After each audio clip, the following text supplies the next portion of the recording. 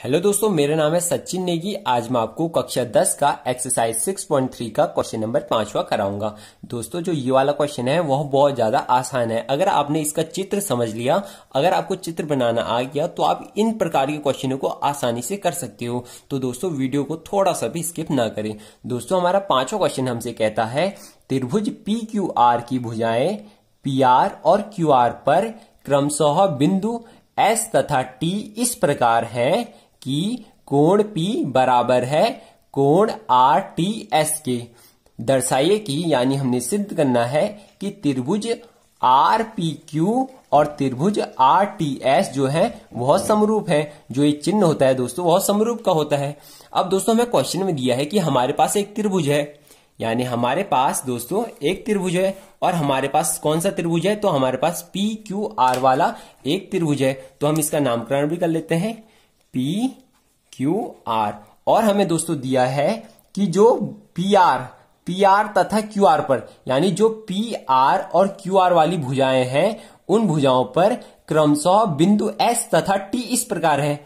यानी P R जो भुजा है, पी आर भुजा पर एस बिंदु है, और जो क्यू आर भुजा है, क्यू आर भुजा पर टी बिंदु है। यानी जो क्यू आर भुजा है उस पर टी बिंदु है। और ये एस और टी बिंदु इस प्रकार है, यानी अगर हम इन्हें मिला देते हैं तो जो कोण P बनता है, यानी जो कोण P है दोस्तों वह बराबर है कोण आर टी एस के। यानी ये दोनों कोण जो हैं वह बराबर हैं। अब हमने दोस्तों सिद्ध करना है कि जो त्रिभुज आर पी क्यू है, आर पी क्यू वाला जो त्रिभुज है वह समरूप है आर टी एस के। यानी हमने इस बड़े वाले त्रिभुज को इस छोटे वाले त्रिभुज के समरूप सिद्ध करना है। हमें केवल इतना दिया है कि जो ये वाला कोण है वह इसके बराबर है। यही हमसे ये चित्र कह रहा है। अब मैं दोस्तों यही चित्र यहां पे भी बना दूंगा। तो दोस्तों, मैं एक चित्र बनाता हूं, तब तक आप वीडियो को लाइक कमेंट सब्सक्राइब कर लीजिए। तो दोस्तों, हमने ये वाली लाइन खींची, फिर एक ये वाली लाइन खींची हमने, इसी प्रकार ये नीचे वाली लाइन आ गई। अब मैं इनका नामकरण कर लेता हूं। यानी हमारे पास एक त्रिभुज है पी क्यू आर, तो ये बिंदु है हमारा P, और ये वाला बिंदु है हमारा Q, और ये वाला बिंदु है हमारा R। और दोस्तों, हमें दिया है पी आर तथा क्यू आर पर क्रमशः S तथा T बिंदु है। यानी पी आर पे हमारा S बिंदु है और हमारा क्यू आर पे दोस्तों T बिंदु है हमारा क्यू आर पे। अब हम दोस्तों इन दोनों लाइनों को मिला लेंगे। इन दोनों लाइनों को मिला दिया। अब हमें दोस्तों दिया है कि जो कोण P है, यानी कोण P जो है वह कोण T के बराबर है। कोण T यानी आर टी एस, यानी आर टी एस जो ये वाला कोण है वह आर टी एस के बराबर है। ये हमें दिया है। अब हमने दोस्तों इन दोनों को समरूप सिद्ध करना है, यानी बड़े वाले त्रिभुज को छोटे वाले त्रिभुज की समरूप सिद्ध करना है। दोस्तों, ये चित्र आपको क्वेश्चन में नहीं दिया होगा, इसलिए आपको क्वेश्चन को अच्छे से देखना है और बाद में खुद से इसका चित्र बनाना है। अब हम दोस्तों इसे सिद्ध करेंगे। तो दोस्तों, अगर हम सिद्ध करने वाले कोई भी क्वेश्चन करते हैं तो हम नंबर 1 पे लिखते हैं दिया है। और दिया है में दोस्तों हम क्वेश्चन के बारे में ही लिखते हैं, यानी हमें क्या क्या क्वेश्चन में दिया है उसी के बारे में लिखना है। तो मैं इस क्वेश्चन के बारे में लिखता हूं कि त्रिभुज पी क्यू आर में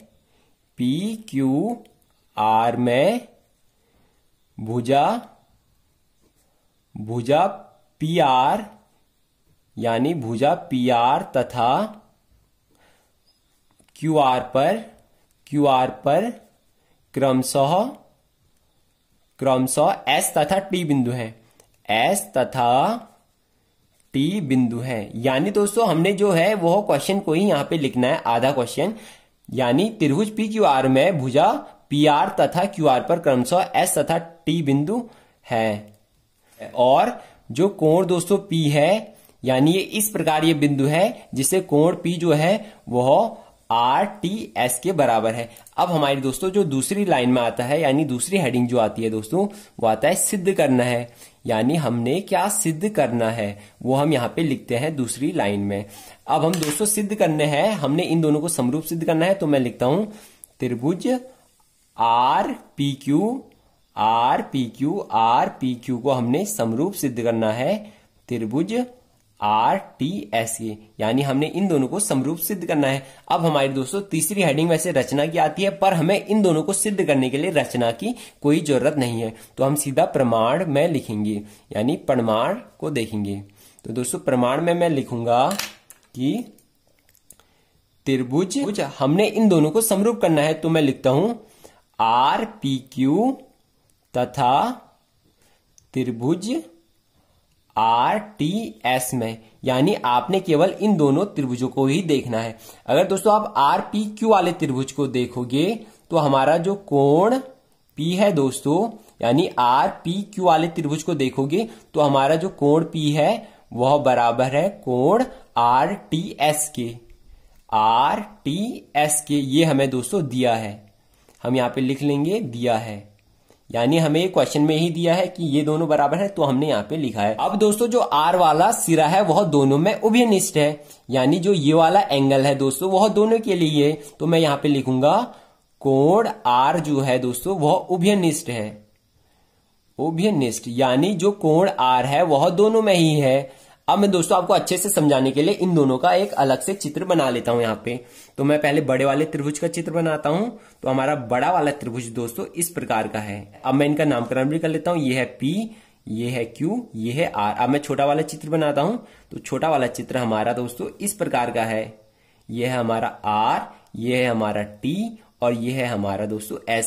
अगर आप दोस्तों देखोगे तो R तो दोनों में ही कॉमन है, यानी ये R उभयनिष्ठ है, यानी जितने डिग्री का यहाँ पे होगा उतने डिग्री का यहाँ पे भी होगा, इसलिए कोण R दोनों में है, हम कह सकते हैं कि ये कोण उभयनिष्ठ है। और हमें दोस्तों दिया है कि जितने डिग्री का कोण P है वह कोण T के बराबर है, यानी RTS के बराबर है।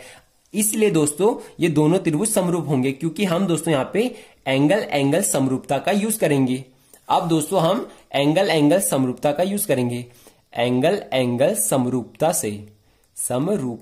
से दोस्तों इस एंगल समरूपता को प्रमेय 6.3 भी कहते हैं, प्रमेय 6.3 भी, यानी एंगल समरूपता को ही प्रमेय 6.3 कहते हैं।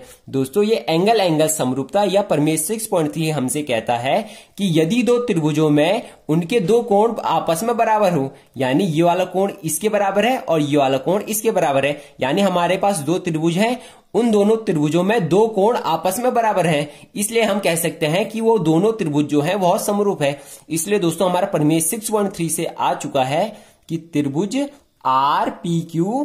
RPQ समरूप है त्रिभुज RTS के, यानी हमारा बड़ा वाला त्रिभुज इस छोटे वाले त्रिभुज के समरूप आ चुका है, क्योंकि हमने इन दोनों में एंगल समरूपता का यूज किया। अब दोस्तों हमने इसको ही सिद्ध करना था और इसे हमने सिद्ध कर लिया है।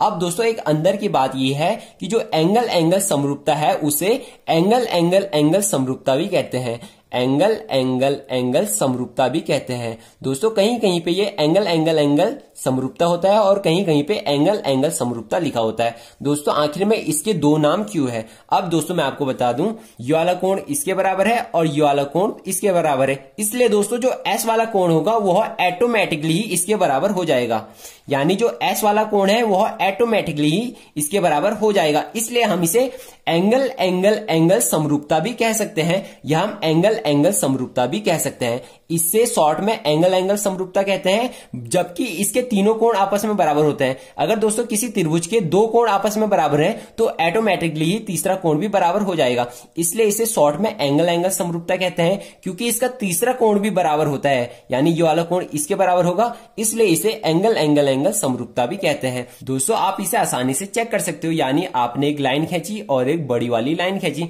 आपने 30 डिग्री यहां से लिया, यानी ये वाला एंगल 30 का है और ये वाला एंगल दोस्तों आपका 45 का है, ये 30 का है, ये 45 का है, इसलिए दोस्तों ये वाला जो एंगल आएगा वह इसके बराबर होगा, यानी ये वाला भी एंगल आपने 30 का लिया और ये वाला भी 45 का लिया बड़े वाले रेखा में। तो दोस्तों इसलिए आपको दिख रहा होगा कि जो ये वाला एंगल है वह इस वाले एंगल के बराबर होगा, क्योंकि त्रिभुज के तीनों अंतःकोणों का योग 180 अंश होता है, इसलिए जितने डिग्री का ये होगा उतने ही डिग्री का ये होगा। इसलिए हम कह सकते हैं कि हम इसे एंगल समरूपता भी कह सकते हैं और एंगल समरूपता भी कह सकते हैं। दोस्तों अब हम क्वेश्चन को एक बार और देखेंगे कि आखिर हमने इस क्वेश्चन में किया क्या।